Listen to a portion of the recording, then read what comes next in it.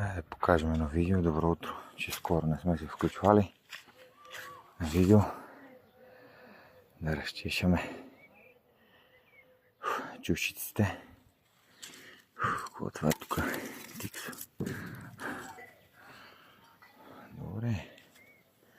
Добре дръпа пиперчето.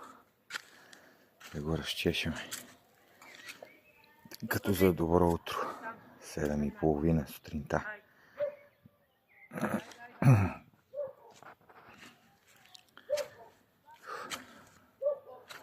Тия първите 4 реда, 1, 2, 3, 4 е първото пиперче.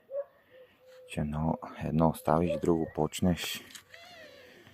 Днеска правиш това, утре другото и трябва да намираш време за всичко.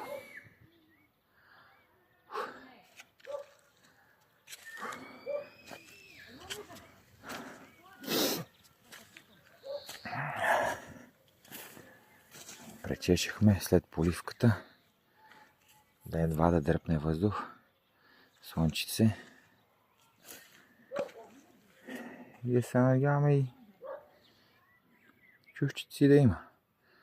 До края на месеца чушчици тази година късним, ама хората са казали по-добре късно, отколкото никога. Покажем и доматчето отвънка. То дръпна за 2 седмици, ама много. Това го взехме уж за биловско сърце. Се ми бие на някакъв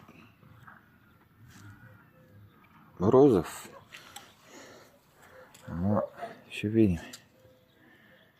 Какво дал Господ, това е. Он преди нас, а ние след него. Не мога да се борим. И не е какво искаме ние.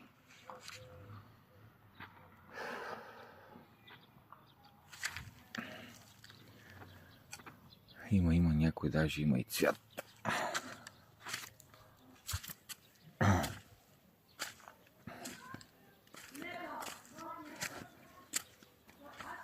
Я да покажем.